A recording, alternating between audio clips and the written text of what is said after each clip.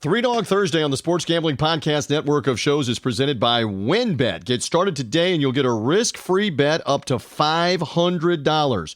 Terms and conditions apply. Get the details at wynnbet.com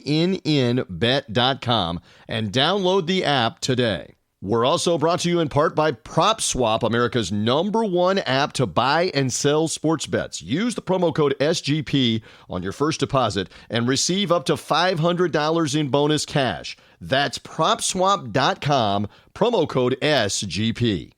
We're also brought to you in part by Roman. Roman is the straightforward way to take care of ED. Just go to GetRoman.com/SGP and get $15 off your first month of treatment. That's GetRoman.com/SGP. We're also brought to you in part by the SGPN app. The SGPN app gives you easy access to all of our picks, podcasts, and it's the exclusive place to enter all of our contests, including our $1,000 NBA Finals free roll. Just enter SGPN in the App Store or the Google Play Store.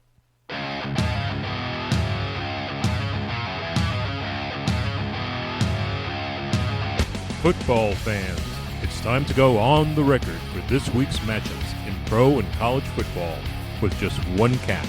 We're only interested in underdogs. Who can keep it close, if not pull the outright upset? Time to find out. It's Three Dog Thursday. Now here's your host, TJ Reeves. Indeed, we are back in once again on the only digital radio show that is devoted to those teams, those programs, maybe even those individuals that are less thought of, aren't given as much of a chance, trying to find a way to simply cover against the spread, if not outright win. It is Three Dog Thursday, and thank you for finding us wherever you have done so, whether that's a social media link, whether that is the Sports Gambling Podcast, their network fleet of programs, as I like to say, sportsgamblingpodcast.com, the website, et cetera, promoting us. And make sure you are subscribed because you will get the new episodes whenever they're out for Thursdays, in particular on Three Dog Thursday, if you're subscribed. So go find us, go follow us. Apple Podcast and Spotify are saying, don't say subscribe, say follow. Follow us on Apple and Spotify. Subscribe away wherever on Google Podcast, Stitcher, etc. Three Dog Thursday comes automatically to you. You get the ding, you get the notification, you get the program coming to you. Straight ahead, Brian Edwards with me here in just a moment, senior handicapper, Vegas Insider, MajorWager.com. Lots of NBA playoffs with him. Want to talk a little Floyd Mayweather, Logan Paul, let the buyer beware off of pay-per-view, the exhibition fight in Miami this past weekend. Talk a little bit about that with him. I want to talk also in this show about the college football playoff. There's lots of discussion in and around about that. There is also, obviously, I'm in Tampa Bay, so I'm interested in the hockey, where the Tampa Bay Lightning at the time that we are rolling out Three Dog Thursday are already in the Final Four, and they are awaiting the New York Islanders or the Boston Bruins. You may know that final result as the Islanders lead that series to get in the Final Four. Montreal has also advanced to the hockey Final Four to play either Vegas or Colorado on Three Dog Thursday. As we're releasing, the Vegas Golden Knights are back at home with a chance to get in to the Final Four of the Stanley Cup playoffs. And again, they're not doing an East versus West. They're doing this by regular season record.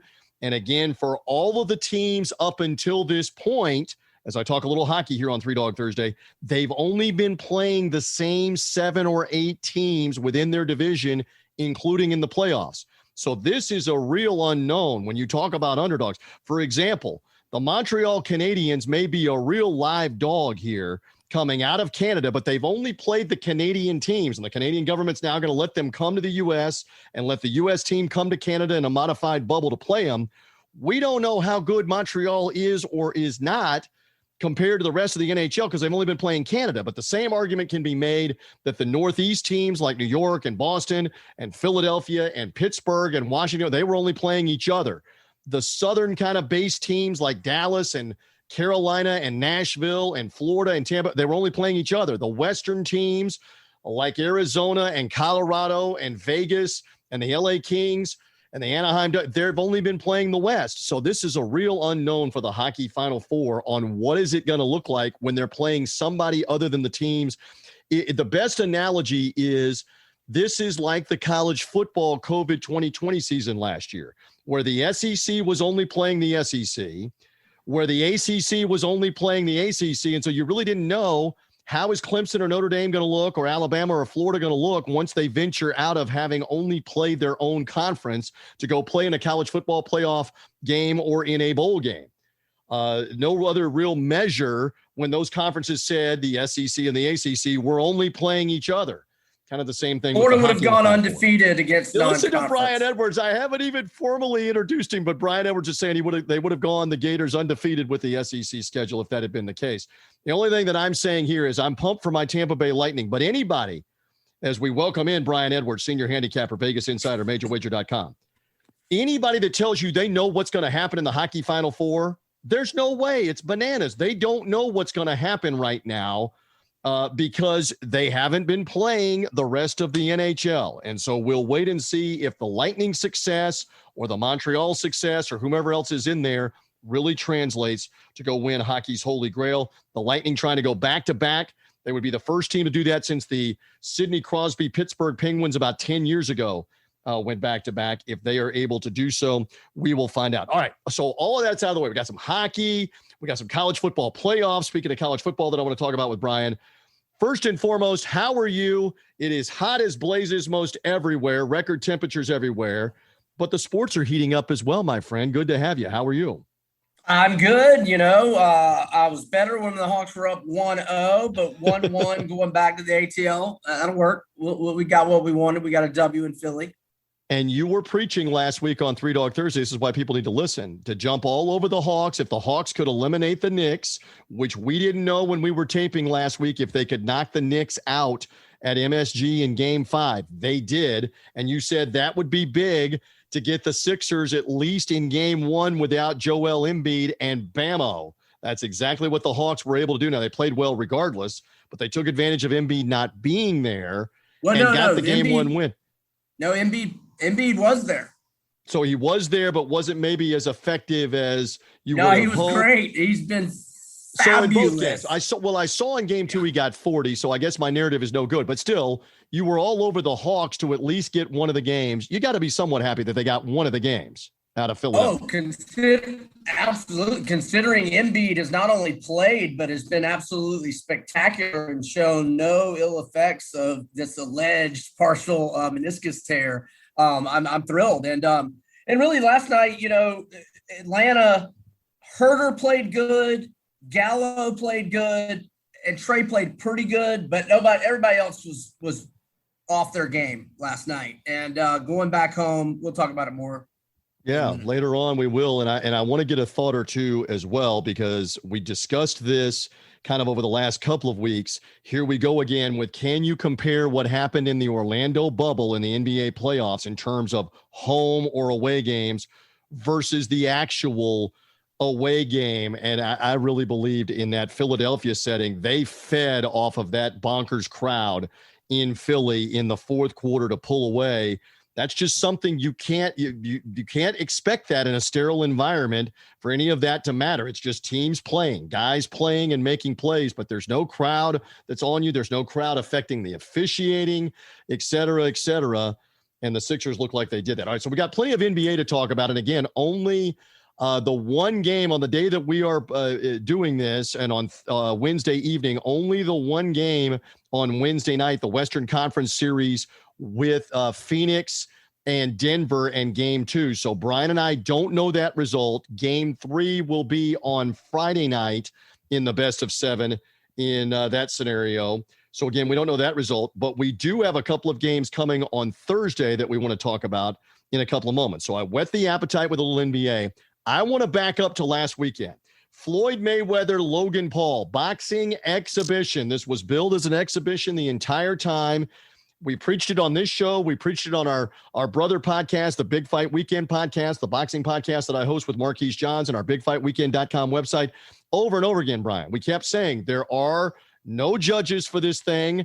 The Florida Boxing Commission is not sanctioning it because of the weight disparity with Logan Paul and Floyd Mayweather. They're saying this is not a legit fight. This is not a licensed sanctioned fight here. This is an exhibition.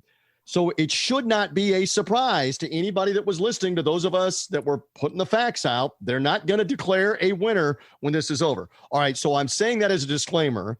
I don't know how much, if at all, you watched, you cared, you showed, you saw the highlights. There is some outrage at what went on, that they didn't declare a winner, that it was a farce, etc. Brian, what do you make of all of this with Mayweather returning to the ring for an exhibition as he did? Well, I think I said last week that I would never buy a Mayweather pay-per-view, even when he was in his prime. I did go somewhere to watch the Conor McGregor fight against Mayweather, obviously. I've never enjoyed a Floyd Mayweather fight ever once. Now, I know boxing savants, hardcores love his defense and all that, but the fact that anyone was surprised that it wasn't great is just dumb as rocks. Well, and keep in mind, he's 44 years old, hadn't been in the ring, as you mentioned, that in 4 years. So he looked slower and lesser than even 4 years ago in that regard. And Logan Paul had one previous fight, even though he's bigger with a longer reach. It made for kind of a boring first 3 rounds or so of the fight, because Floyd was like, I can't get inside of a 6'3 guy, 6'2 guy with long arms here that's keeping me off of him, that weighs 190 pounds when I weigh 155. So the end result is you got a largely boring fight for a lot of it. Again, we're doing this in advance of taping our Big Fight Weekend podcast. I will repeat this, say it here, but repeat it on Big Fight Weekend. You get what you get here. You allowed the clowns, the YouTubers to come in. They are all about being circus performers, being con men for their following, for their money, for their attention. So you've got Logan Paul, clowning around at the end of the fight about surviving 8 rounds in an exhibition fight that they wanted to go 8 rounds to at least not have people feel like they were totally ripped off.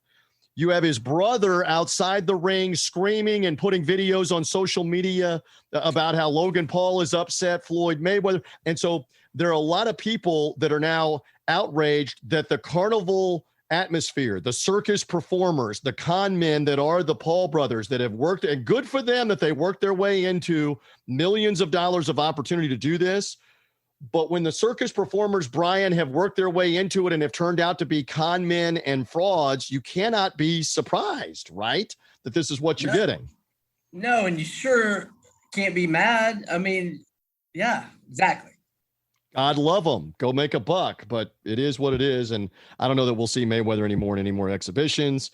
And I don't know how sustainable the Pauls are as boxers at this point. They'll go back to doing blow up destruction stunts on YouTube to get some more Instagram and Twitter. What is their base that they attracted them to their following? What did they just basically told you? Failed actors who now do a bunch of circus performing dumb stunts, dumb stuff.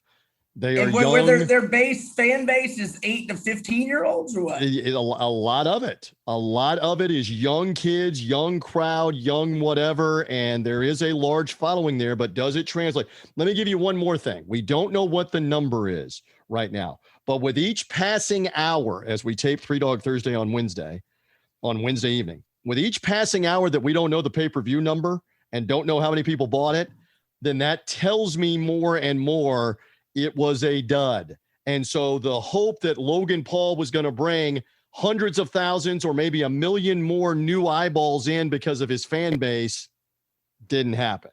But we'll see. We'll see what the actual number is. Is it 1 million? Is it 1.5 million? Is it 300,000? We don't know. Those numbers to be trusted? Like, I don't know if the Triller numbers are to be trusted. I agree with you on that. But the Showtime version of this going through satellite providers, cable providers, not just their app, who knows? And there's respected boxing media that are digging around, and we don't know the number yet. What is the number? And the biggest thing is the Paul brothers and Showtime aren't bragging about the number, and Floyd Mayweather's not bragging about the number at the moment. Of course, Floyd's getting paid no matter what, the bigger lion's share of the money. All right, so anyway, little boxing conversation and more again on the plug on the Big Fight Weekend podcast, and bigfightweekend.com is our website. We'll talk more about that Mayweather-Paul circus and all the other boxing content and what you need. All right, so let's bring it back to the NBA. Here's what we know. The Brooklyn Nets, even without James Harden in game 2 still took a 2-0 lead on Milwaukee. So as Three Dog Thursday unveils on Thursday, they are back now in Milwaukee with a 2-0 lead, Brooklyn. What is your thought here? Can Milwaukee make this a series? Fundamentally, can they get a game here and challenge the Nets? Or do you think this is foregone conclusion, Nets rolling on? Oh, man. It doesn't look good for Milwaukee. Budenholzer is not a very good coach. I mean, for them, I mean, I thought they had a shot even with Harden, just the way they dominated Miami. But I didn't think they'd miss DiVincenzo as much as they are, but they are, because Bryn Forbes and Connaughton are having to get major minutes, and that's just not great. And nothing against Connaughton. He is what he is. He can shoot the three. He's a good athlete. But, I mean, he's not a starter in the NBA, certainly not in the playoffs at a high level, deep in the postseason. I just don't know if there's any adjustments to be made. I mean, they can have a game where they shoot the lights out. But, I mean, right now, Kyrie and KD are dialed in and playing extremely well. And, Blake Griffin's playing really well right now. And, this like third, fourth, at his point in his career, if he can be just a third or fourth guy, he can play that very well if he's healthy. And, I mean, I'm tempted. I mean, I'll be sick if Brooklyn wins game 3, because then it's going to be a quick series and it's over, right. Obviously. But, I'm tempted to take Brooklyn plus 3.5 or 4 in the next game tomorrow, or Thursday night, excuse me. Correct. Well, yeah, and so the Nets again getting 3.5 points. So interesting to watch that.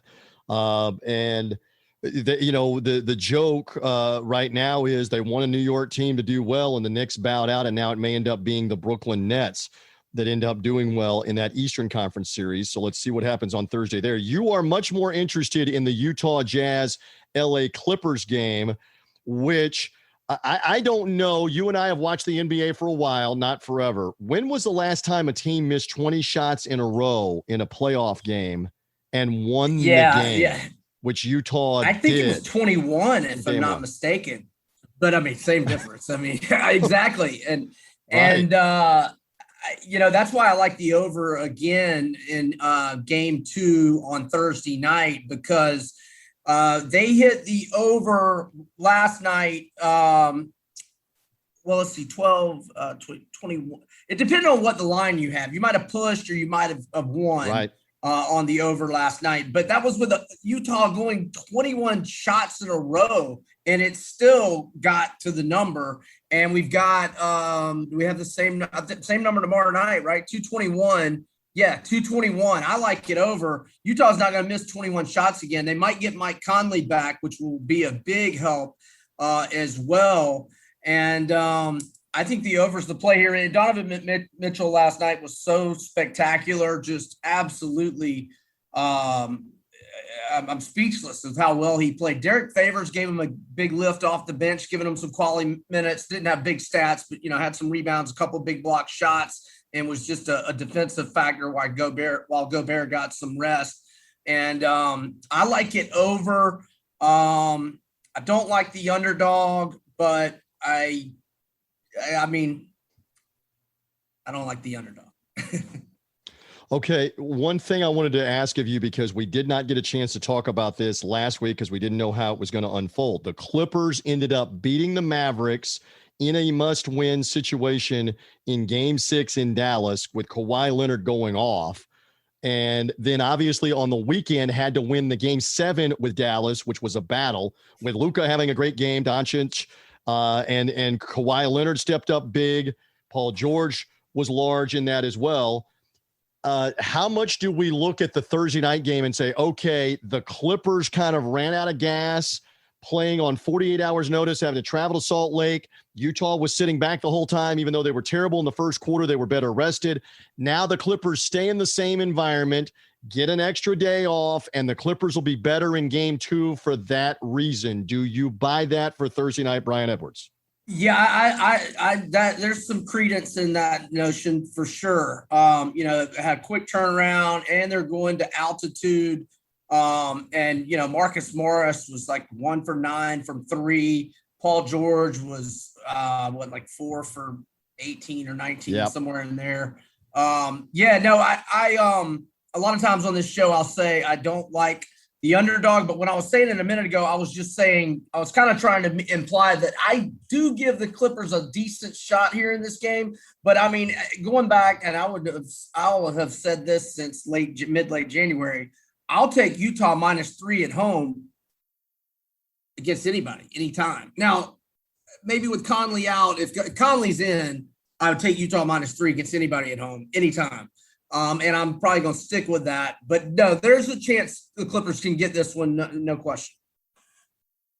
And Kawhi Leonard, I saw the stat, only the second player in the history of the NBA playoffs in a 7-game series to shoot 60% or better and average 25 points or better in the 7-game series. Ever. I mean, go through the whole history of Bill Russell, Wilt Chamberlain era, move forward to Bird and Magic and Michael, move forward to Kobe and LeBron, throw in whoever else you want, Shaq, Oscar Robertson, pick players along the way and scorers.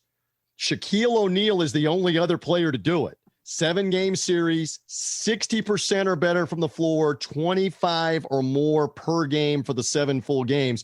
And I love the stat. I saw the advanced stat. The advanced stat showed that Shaq's average shot distance was like 4.5 feet, and Kawhi Leonard's average shot distance was like 16.7 feet or something like that. That's pretty incredible. The shooting binge he was on against Dallas. Can he get a little recovered for the Thursday night game here for the Clippers in this game too? And can they sneak one of the 2 games before the weekend out of Salt Lake City? We're going to find out on Thursday night. Yeah, they can. But Utah's going to win this series in my mind. Donovan Mitchell is just so good. Unless Conley just is out for the series, which I don't think we really have a good idea there. I don't know if I was on the interstate for a few hours. I don't know if they put out any update today or nothing anything new at the time that we're taping. The audience, again, may know more about that as the game approaches. And of course, this is a great plug. They need to lock into all of your Twitter information and majorwager.com as Thursday unfolds. And we release the podcast here for more on whether Conley can play or not, because that makes a huge difference, obviously, for them if you can, as a veteran. For them. All right, Brian, tell you what, stand by. We're going to get to the Friday games in a little bit. I want to talk a little college football playoff with Brian, too. Before we do that, Brett Norsworthy, my buddy from Sports 56 WHBQ in Memphis, he's known as Stats. Great insight on everything in the South, everything in college football, but he's got some NBA knowledge. Stats, by the way, is coming our way from St. Louis, where he's going and watching St. Louis Cardinals baseball. I want to hear about that. Stats also saw the Utah Jazz back last week firsthand against the Memphis Grizzlies. I want some thoughts from him on that as well. So Brett Norsworthy coming up straight ahead as we continue along. Stay with us. But first, we're brought to you by our friends at WynnBET, bringing you the action of real sports betting with the Wynn Las Vegas experience. Get in on all your favorite teams, players, sports, and games. Generous promos, odds, and parlays are happening right now at WynnBET. Get started today. You'll receive a special offer for up to $500 risk-free on a sports bet. Terms and conditions apply. Get the details at wynnbet.com and download the app today. Again, that's WYNNBet.com.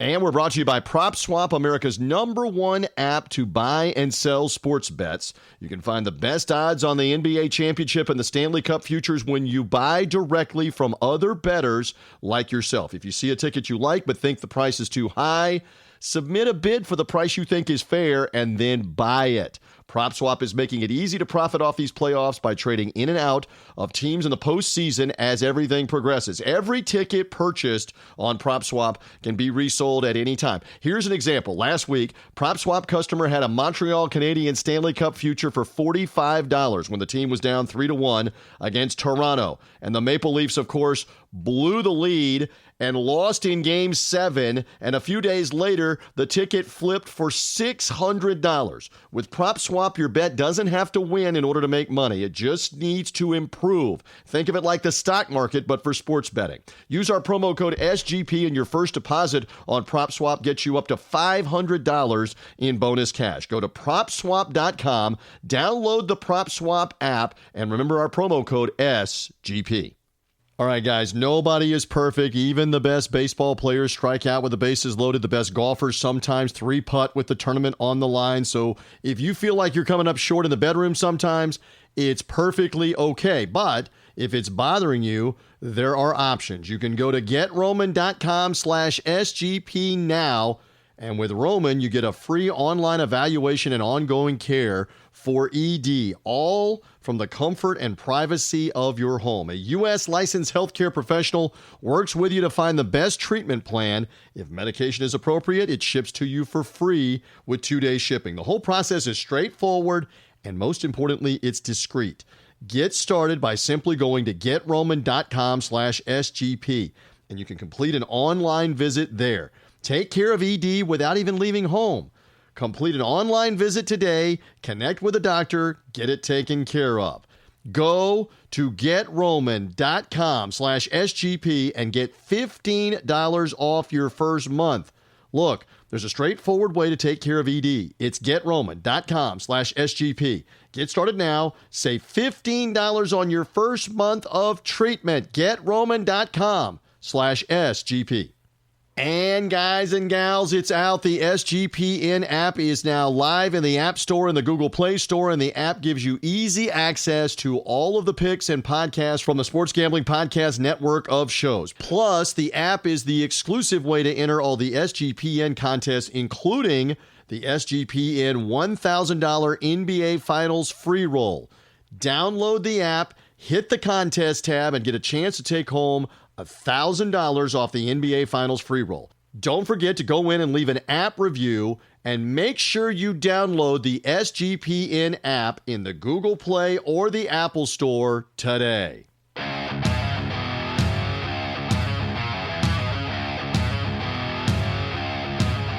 dogs are barking. Who will get it done this week? Three Dog Thursday now continues. Here again is TJ Reeves. Yes, indeed. As promised, I have been looking forward to getting back in touch with my guy, Brett Norsworthy. Stats from the Wolo and Stats Afternoon Show. My dudes, Sports 56, WHBQ in Memphis, long-running afternoon hosts.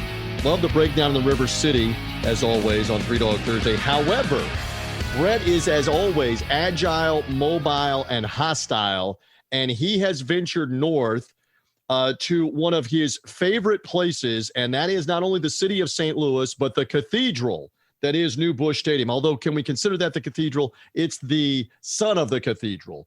Anyway, Busch Stadium, where you were in person, Stats. First of all, good to have you on Three Dog Thursday. I always love having you, and I want to cover many subjects with you. Good to have you back on the show. Thank you, TJ, and a lot going on in just about every sport right now. We have everything, including tennis. We got golf with U.S. Open next week. We've got a lot going on. And TJ, it was so good to be back in Busch Stadium last night. I'll be back there tonight for the Cardinals 2-gamer against Cleveland. Wasn't very successful last night. The Cardinals have a lot of injuries. But after missing last year, back in it, it took my all-time Busch Stadium record last night to 35 wins and 23 losses. But in that's 2 closeout World Series in 2006 and 2011. And Tony La Russa would always say that counts double. Yeah, it should count double. And so I was leading to that this was the first time you had been in person to a Cardinal game. Obviously, they did not have fans a year ago, and they've only begun to open up for this season recently with more fans. But this is the first time you've been in a year and a half. Was it kind of romantic to be back among the fans? It was very romantic, and I love it. TJ, to me, the essence of going to sport is when you clear through the aisle, through the concourse, and you get that first full visage of the stadium. You see the diamond, you see the grass. And last night, I practically was brought to tears. There's been 2 times in my sports attendance life that just at seeing that image, I literally broke down in tears. The first time I ever went to Augusta National to the Masters. I came through that area kind of by the hospitality and vending area and merchandise area, and you kind of come out right by side number one fairway. I had it then, and I had it when I went to the Rose Bowl for Georgia and Oklahoma a few years ago, and I almost had it last night to be back. Couldn't come last year. Right now, they're only at about 60%, but they're going full 100% next week, and it's time. The virus was very, very serious. I took it very serious from the outset of it. I took it very serious. But the virus is over. We need to take yes for an answer and move on with our lives and our sporting lives. And I'm echoing that because we've done things as safely as you could possibly do them for the longest time. The vaccine has now been available for about 4 months. And so I love the way that you put that. Rather than the why we shouldn't be, it should be more of why we should be. And and I know that's what you mean. We should be doing these things. I mean, you look at the atmospheres, plural. I know you were at the Cardinal game, but at the time that we're taping Three Dog Thursday and releasing on Thursday morning, you look at the atmosphere in Philadelphia last night for that 76ers Hawks game. You cannot convince me that did not will the Sixers to blow the Hawks away in the fourth quarter with the crowd behind them. You look, whether you're talking about baseball in a clutch situation, the NBA playoffs, the crowd and feeding off the crowd makes a difference. It does. It's time. You saw it. You saw it at the PGA at Kiowa. You saw that crowd on Sunday just practically pull Phil Mickelson across the victory line. And I don't want to editorialize, and I know there's been plenty of that from the sports world, and I don't do that. I keep it on hits, runs, and errors. I keep it on between the white lines. I keep it on sports, and I proudly do, because I know it's the escape, it's the diversion, it's the release that we have to keep our ever-loving sanity during this time. But I am going to editorialize with this comment. I say now, if you are double vaxxed and you are still reticent to go out, then it is tantamount to admitting you don't think the vaccine works. It has a 95% efficacy. It works. Go out, live, and I'm going to. And if you want to be safe, and you want to wear a mask, by all means do so. If you want to wear two, all means do so. If you want to wear a spelunker's helmet, wear one. I'm not going to, and I'm going to live.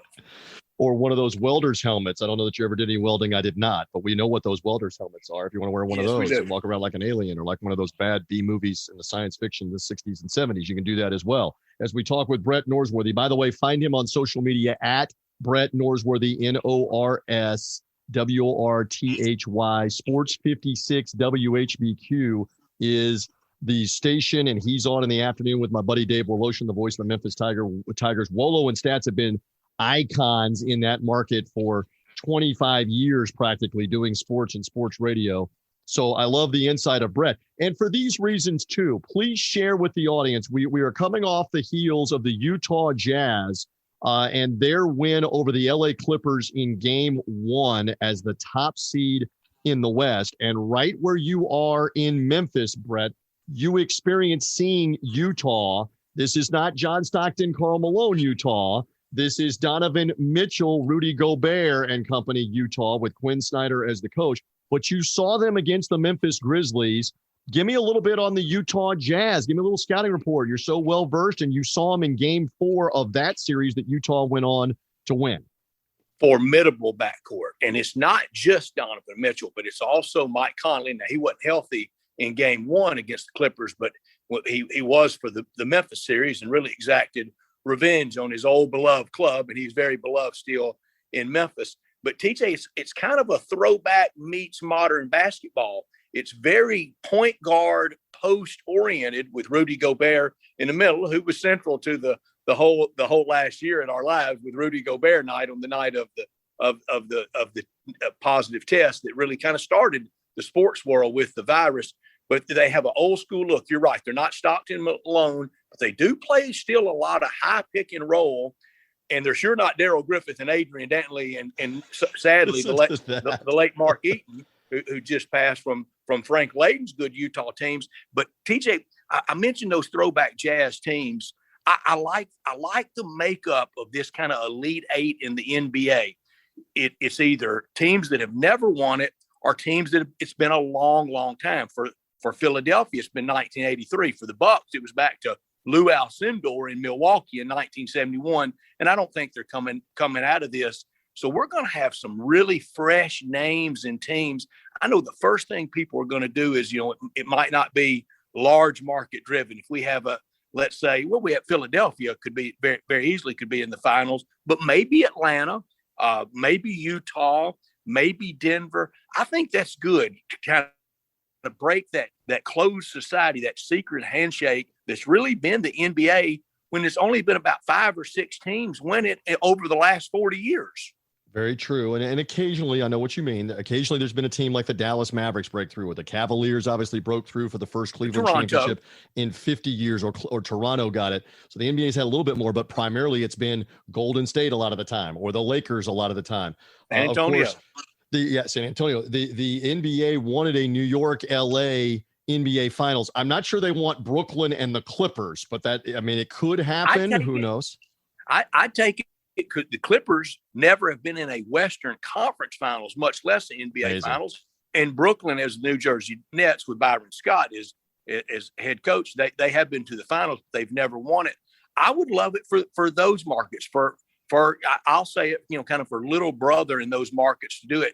TJ, I love to see that enthusiasm, and you got to enjoy it for the second time in Tampa, St. Pete with the Buccaneers. The Kansas City Chiefs the year before that, they got to enjoy it for the second time, dating back, to Hank Stram and Super Bowl IV. I like to see the never, or it's been a long time teams get it, because I've been here in St. Louis and the Cardinals have won it a bunch. And I mentioned 06 and 2011. It's the best drug that's ever been made, is that celebration when you know that you're going to have a title, you're going to have a championship, you're going to have a parade, you're going to go through the Canyon of Heroes in New York City. I love it when new teams and new fan bases break through. Or in the case of the Buccaneers, you win the Super Bowl in February in your own stadium, which is surreal and bizarre enough. And then it's a boat parade down the Hillsborough River and through downtown Tampa, with Tom Brady very famously now on the internet and elsewhere chucking the Lombardi trophy to another boat to his tight end, Cameron Brate.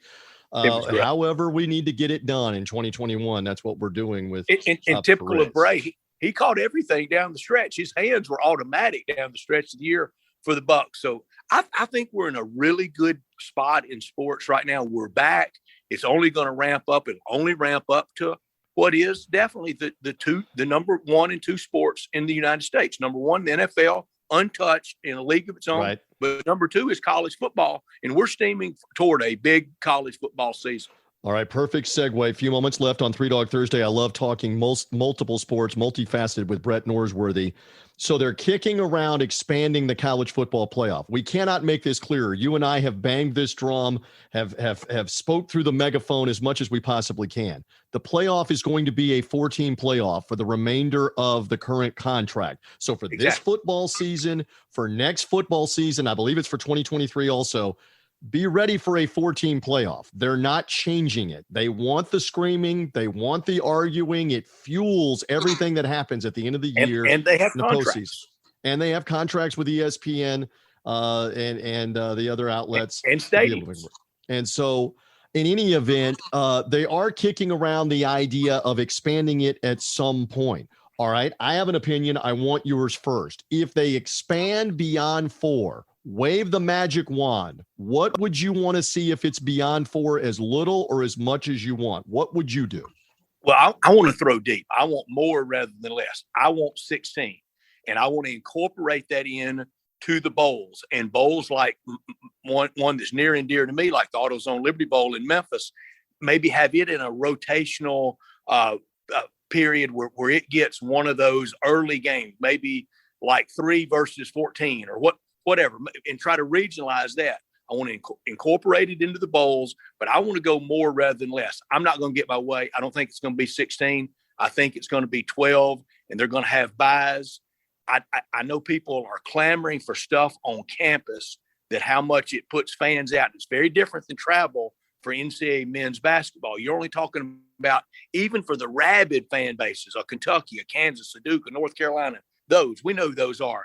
Kentucky may take 12 or 15 to that first weekend and to the second weekend, then may take 18 to 20 to the Final Four.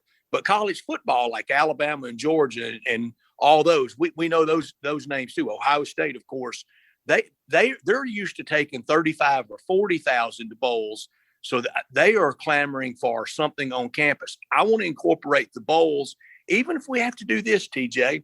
When you rotate those bowls, I mentioned AutoZone Liberty Bowl. You may have to have the unbelievable, an AutoZone Liberty Bowl, a Gator Bowl. You may have to have that on campus. That game may be played in Athens that year, and then the next year back to its traditional city and site.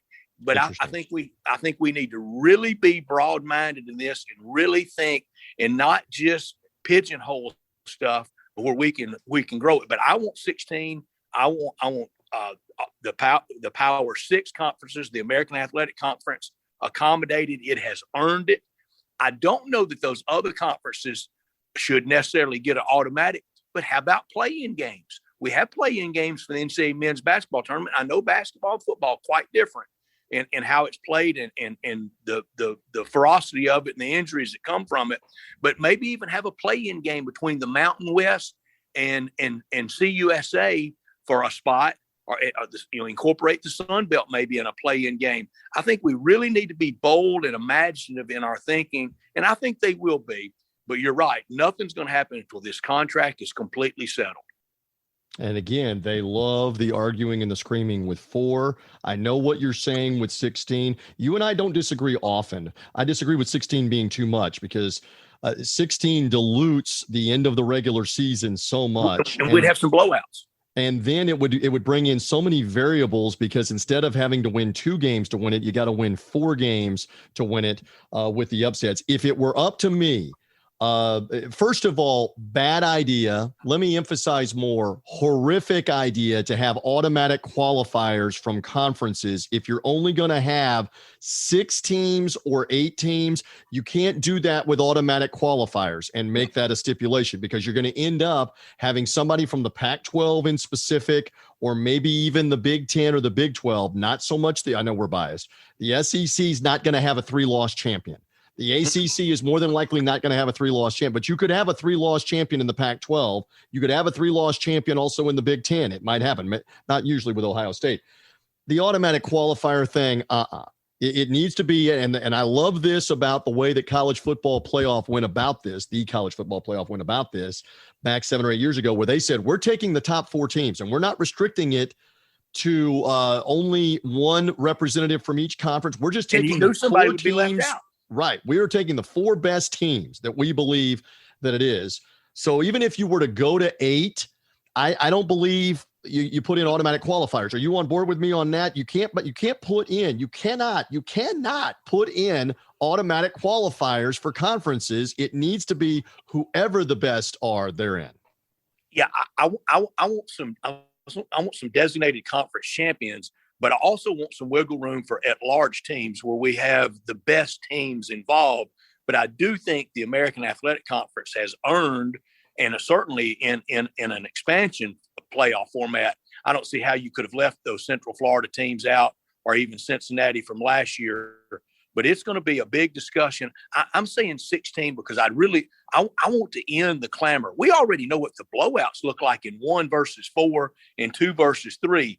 People are going to have to see that to understand it. And I even think the team that's getting blown out is okay by it. We were in the playoffs. That's true, too. I believe ultimately, and I'm going to talk more with Brian Edwards about this when he rejoins the podcast in a couple months because he's a big college football guy. I believe 6 is the right number and let the top 2 teams have the bye into the semifinals and let 3 play 6 and 4 play 5 on the field. You're earning it more on the field. You're winning a playoff game. You can even do it on campus like you're talking about, Brett, and then slot into your college football playoff rotation. I don't know what they're going to ultimately do, but if you were asking me to wave the magic wand, I'd go with 6 and with 2 buys and open up 2 more spots. It doesn't destroy as much of the regular season. I'm going to say this until I am purple for the next few years. Whenever I'm on with you, you're on with me. Whenever we're on talking college football with anybody else, You destroy the end of the regular season. It doesn't mean anything at the end of the regular season if the top 8 or 10 teams know we're in somewhere playing somebody, which will be the case every year. The top, I know you didn't say this, but I'm just saying in general, if the top 8 or 10 teams know we're playing somebody, it doesn't matter that you lose your rivalry game. It doesn't matter that you lose your conference championship. Should we even keep conference championship games? And that's another debate. That's another debate. Does it matter? And it's not the battle. It's not the money maker that it used to be when Roy Kramer and Charles Bloom, then in the SEC office, found the language to start the SEC championship game, much to the chagrin of the NCAA. They found the language when they expanded to divisions to start that in 92. That was a big money maker for the SEC. Now it's not as much as it was. Now it's still a very anticipated weekend, and talking about losing the luster of the game. Think about if we'd had that last year, that Florida-Alabama game would not have had the gravity that it had. Of course, because they both would have been in. That's the point. The drama earlier in the day of Ohio State could lose to Northwestern, and I got to work that game. I got the privilege of working that game on national radio with Tiki Barber. Ohio State would have been in a 16-team playoff whether they lost to Northwestern or not. That's the whole point on whether you keep the championship games. I do know this man has given me a bunch of time hanging out in St. Louis about as we're taping to go to another Cardinals game at Busch Stadium on Wednesday. So the fans already know that result if they're listening to us on Three Dog Thursday, etc. Have fun in St. Louis. I look forward to being back on the radio with you in Memphis with Wolo when you're back from that little brief hiatus that you're on right now to go experience baseball. I'm thrilled for you that you're getting to do that. I did joke when you put it on social media that you got a taste of being around people and the fans and et cetera when you came to the great state of Florida in January for the Ole Miss bowl game.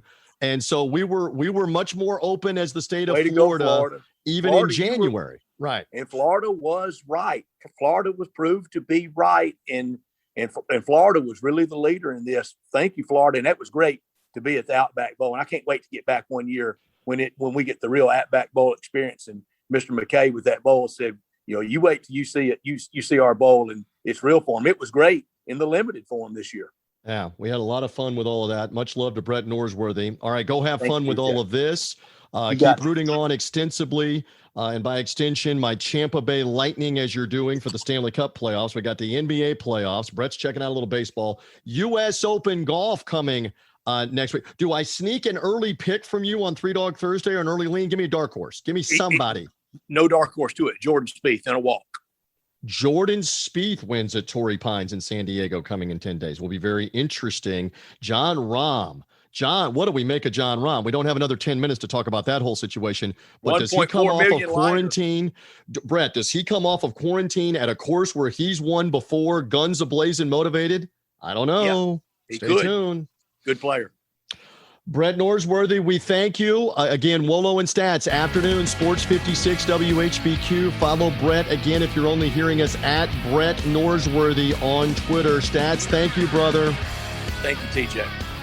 We do roll along, and one more time, Brian Edwards back with me from MajorWager.com, senior handicapper, VegasInsider.com. You get all of his picks on Vegas Insider, and again, keep up with his social media at VegasBEdwards for all the latest on the NBA injuries, the updates, the trends, etc. Before we get into the NBA action for Friday night and the weekend, Brian Edwards, as I call you back in, Brett Norsworthy, Stats, and I were just talking about the college football playoff and the potential expansion years down the road. It's not going to be for 2021. It's not going to be for 2022. This is years down the road when the new TV deal comes up.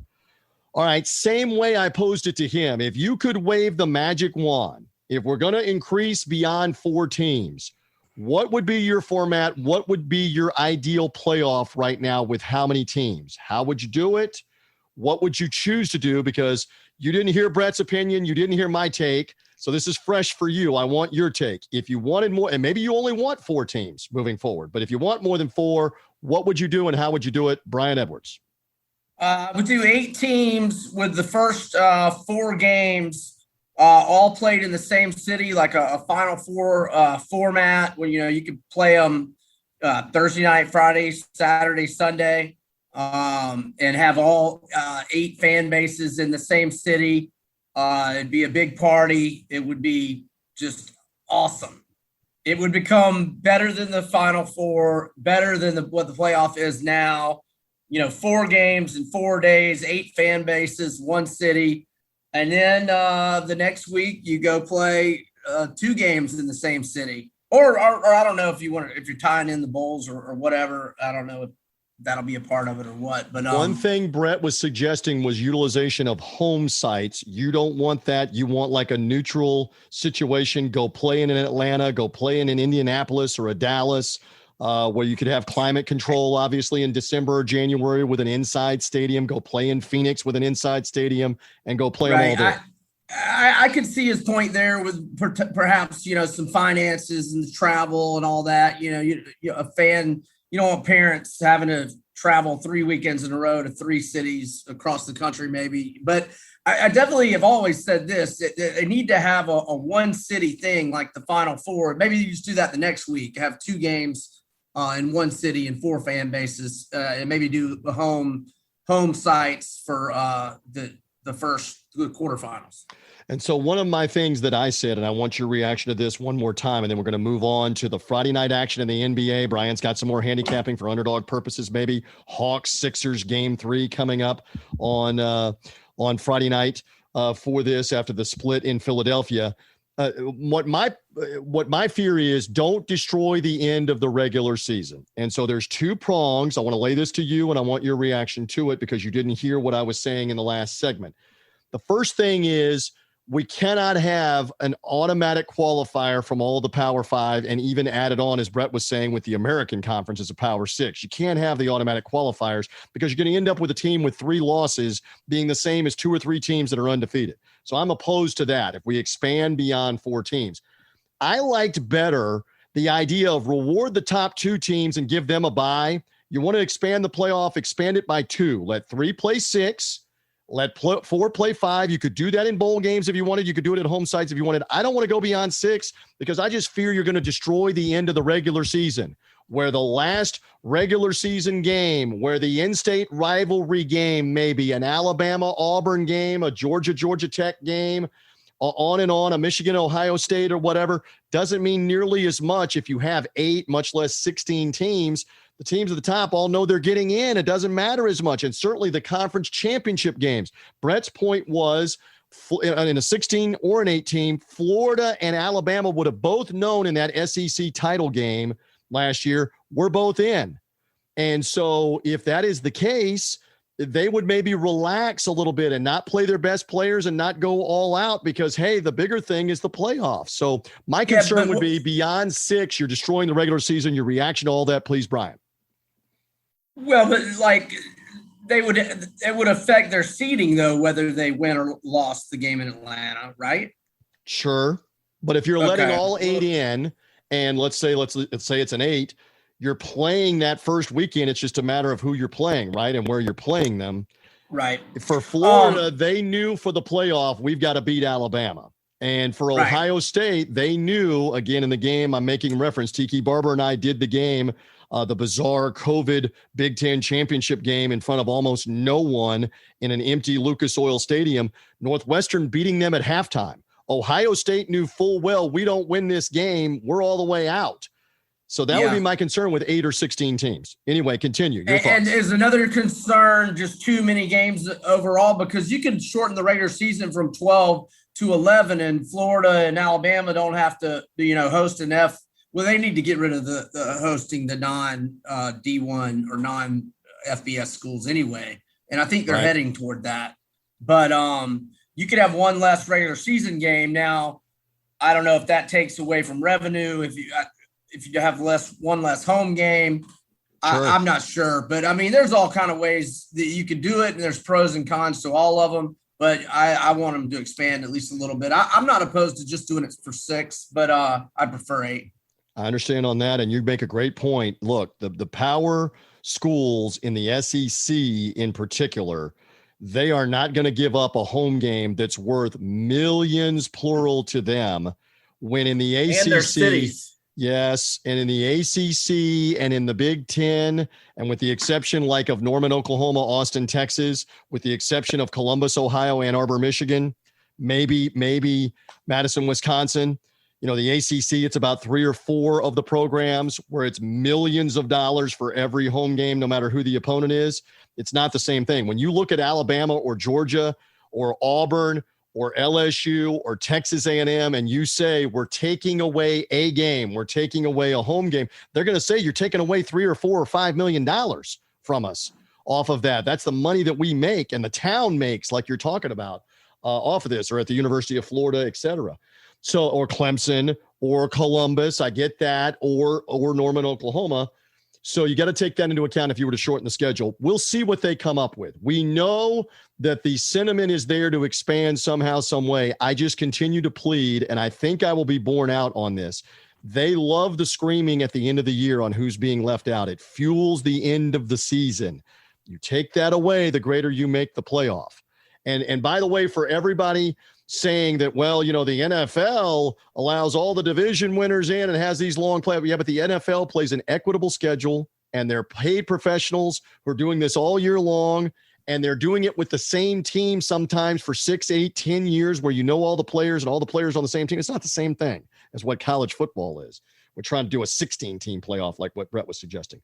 All right, any final thought on that? I gave you a little bit more on the bone there. Any final thought? But they will expand it probably at the next contract beyond 4. We do know that, Brian. Yeah, no, I the sooner the better. I'm all for it. All right, we'll find out on the college football. The sooner the better involves the NBA basketball. We talked about the Thursday games earlier. Let's get to the Friday games as we head to the weekend here. The Sixers and Hawks taking 3 nights off at the time that we're taping this and not playing until Friday in Game 3 in Atlanta, where the Hawks have been fantastic.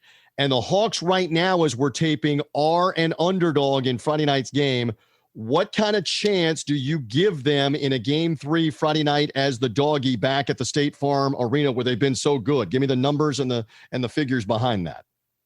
Yeah, so I give them a great chance. They've won 13 in a row at home, going 11-2 against the spread. And you go back further, they are 21-2 straight up and 19-4 against the spread in their last 23 at home. The Hawks did get some bad news today, which is actually not very surprising when DeAndre Hunter, played the entire Knicks series and then just all of a sudden was a late scratch Game 1 and then couldn't go again in Game 2. You knew something was up, and the word comes down about an hour ago, late Wednesday afternoon, that an MRI taken before Game 1 revealed a small tear of the lateral meniscus, and he will undergo season-ending surgery. Now, they didn't have him in Game 1, and things went swimmingly, but Doc Rivers had Danny Green defending Trae Young in Game 1, and like the first 6 minutes of the game, Trae had I think it was 14 points, 6 assists, 2 steals, and no turnovers because he was lighting Danny Green up and getting anywhere he wanted to in the lane every possession pretty much. But they switched to Ben Simmons on him last night. And when Simmons wasn't on him, it was the young kid, Matisse Thybulle, was very athletic, wing, 6'5". So they've got some size on Trae. Now, Trae didn't play bad last night. Not by any means. He had 21 points and 11 assists, but he certainly wasn't as efficient from the field. He didn't shoot it as well, 6 of 16, and he kind of rushed a couple of threes because he was so accustomed to Simmons in his face, and so when he had some vision to the rim, he wanted to get it off and kind of rushed a couple. So that was a good adjustment Rivers made. It actually took him a little too long to do it, but we'll take it. We got the Game 1 victory. Like I said earlier, Herter played well. Gallinari played well. 41 points between those two off the bench. But then outside of Trae, nobody really played well. Collins did not play well. Lou Williams played okay. But look, they were clobbering him. If I could share this, this. They were clobbering him with the bench points, and then suddenly Philadelphia found Shake Milton. They got their shake on with Shake Milton bombing in the 3-pointers, And I gotta come back at you because I said this to you a couple of weeks ago. You really cannot compare what happened in the bubble playoff games with no crowd, no environment, no travel, no airplanes, no new hotel or whatever. Shake Milton went nuts in that fourth period, bombing the threes. You know this, Brian, and the fans that watch this. He was feeding off that Philly crowd, which, again, it was great to see. We were talking about this with Brett Norsworthy, saying that I'm at Busch Stadium with the Cardinal fans going crazy. It's great to see this around the baseball regular season, the hockey playoffs, the NBA playoffs. But here's the thing. As we come into Friday night, do we honestly expect that Shake Milton's going to step back out there at the State Farm Arena and do anything? And the Hawk fans are going to be going nuts for anything Atlanta does. And Philly's now got to face that. And that's my point, my friend. Follow up. Yeah. And no, I don't think Shake Milton is going to do that. And I don't know why Nate, look, he did this in game 2 against the Knicks. And I forget if I criticized him here on this show. He left Trey out too long. I mean, with the early fourth quarter rest, and a way to remedy that is to intentionally foul Ben Simmons, which, it doesn't have to be the amount of clock that gets eaten up. Trey just needs to sit over there and catch his breath for 10 minutes, and you can eat clock. Or not eat clock. You can prevent the clock from moving. You can buy extra possessions and get Trey rested by fouling Ben Simmons, who is now 13 of 40 from the free throw line in the playoffs, 32.5%. He's all in his free throw feelings.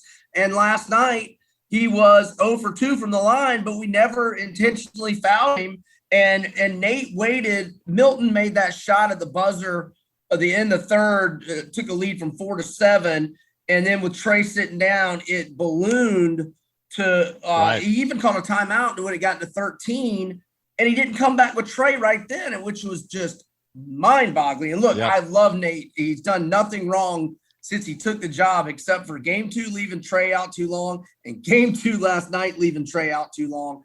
And the game 2 in the Knicks, they rallied back and tied it just like that when he came back in. No such luck last night, but he didn't come back in until we're down 19. I hear you. Voice of Brian Edwards. Again, you find him at Vegas B Edwards on social media, and he's referencing the Tuesday night Atlanta-Philadelphia game at the time that we are taping. Again, we're pointing towards the Friday night, and you already have shared with us you really like the Hawks in this situation as the underdog for Three Dog Thursday purposes in that Friday night spot.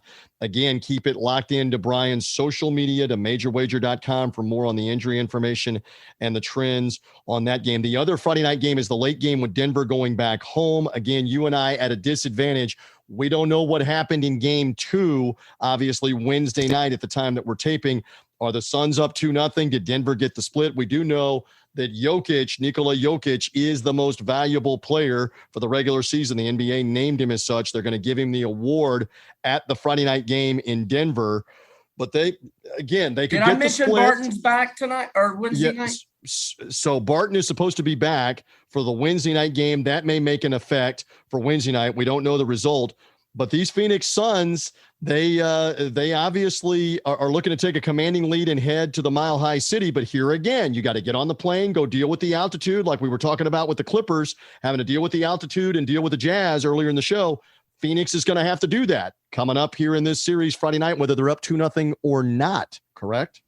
Yeah, I'm on the sidelines for the Wednesday night game, which our listeners will hear. It doesn't matter that I'm on the sidelines, but I don't want anything to do with the game. But Barton may give them a lift. He averaged 12.7 points, 4 rebounds, 3.2 assists per game. And look, Monty Morris was great for Denver in the Portland series, but Portland's defense was just garbage. And, Morris went 1 for 10 in game 1. He's got to give them more offense like he did in the Portland series. And Barton could help, but Barton's been out for, more than a month. Well, maybe even closer to 2 months. So where he is conditioning wise and whatnot, it remains to be seen. And playoff intensity, it's been a hamstring, so he can't be in the greatest of cardio shape wise. Well, and we will see what happens here in the scenario. I will say this. Again, the audience may know this, Brian, but just one more time on Three Dog Thursday. For the Vegas Golden Knights, they can clinch into the Final Four in hockey on Thursday night, Three Dog Thursday, against the Avalanche. The Avalanche are the top seed right now remaining in the playoffs, and they would be eliminated. If Colorado wins that game, get a load of what we're going to have this weekend in Denver, by the way. Friday night for sure is game 3 against the Suns. Don't know if it's 0-2 or 1-1. The Saturday night would be game 7 in the middle, Avalanche and Knights in the same arena in Denver, followed by game 4. What happens next? Nuggets, Suns. That's quite a weekend in the Mile High City if it plays out that way. Of course, you may know that Vegas already knocked Colorado out and got to the Final Four. But if the Avs win in the desert, they come back home with that scenario.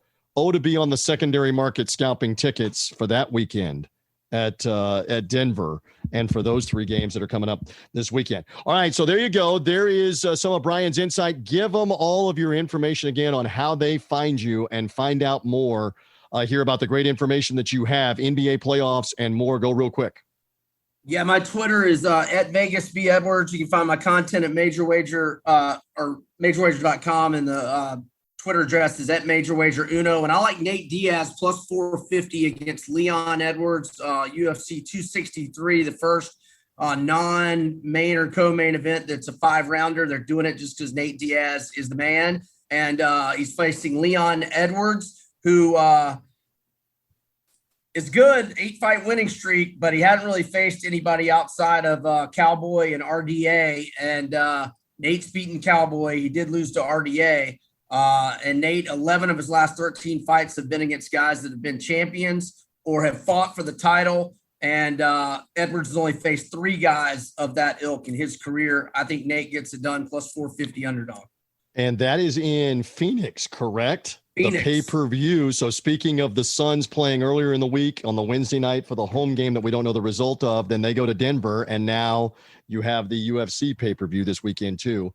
Again, Brian's got the underdogs going left, right, and down the middle. He wants his Atlanta Hawks to take command against the Sixers. Let's see if they can do that for the series this weekend. Brian, thank you. I appreciate it. Good luck with all the picks and the underdogs. We'll be locked in on your social media and MajorWager.com as well. I thank you for the time here once more in a June setting on 3 Dog Thursday.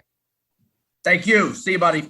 All right, there is Brian Edwards. My thanks also to Brett Norsworthy hanging out with me from our friends at Sports 56 WHBQ in Memphis. Wolo and Stats is the afternoon show where you find them weekdays afternoons in the 3 Central Time hour on that show 5 days a week. So Brett had some great insight on the college football, on the Cardinals with the baseball, the NBA playoffs, and much more. One more plug and reminder, we're affiliated with the Sports Gambling Podcast, Sports Gambling Podcast network of shows.